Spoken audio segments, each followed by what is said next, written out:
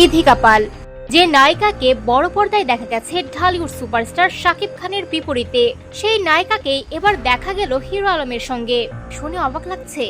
সামাজিক যোগাযোগ মাধ্যমে ঠিক এমনই বিষয় ছড়িয়ে পড়েছে গত কয়েকদিনে। প্রিয়তমা আর বরবাদের মতো আলোচিত সিনেমায় অভিনয় করে বাংলাদেশের দর্শকদের মন জয় করেছিলেন ইথিকা পাল। শাকিব খানের সঙ্গে তার জুটি নিয়ে হয়েছিল ব্যাপক আলোচনা।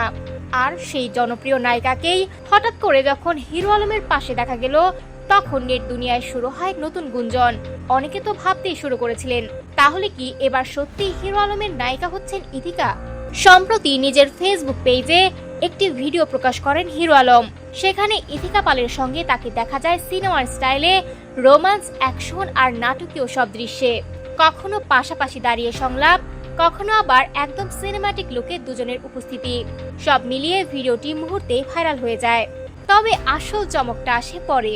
জানা যায় পুরো ভিডিওটি বানানো হয়েছে এআই প্রযুক্তির মাধ্যমে। বাস্তবে ইথিকা পাল ও হিরো আলম একসঙ্গে কোনো কাজই করেননি। ভিডিওটি তৈরি করেছেন হিরো আলমের ছোট ভাই মাহমুদ হাসান। প্রযুক্তির ব্যবহার করে পরীক্ষামূলকভাবে বানানো হয়েছে এই ভিডিও। হিরো আলম বলছেন, এখন এআই এর যুগ, তাই দর্শকদের ভিন্ন কিছু উপহার দিতেই এই চেষ্টা। আর সেই চেষ্টাতেই যেন দুধের স্বাদ ঘোলে মিটিয়েছেন তিনি।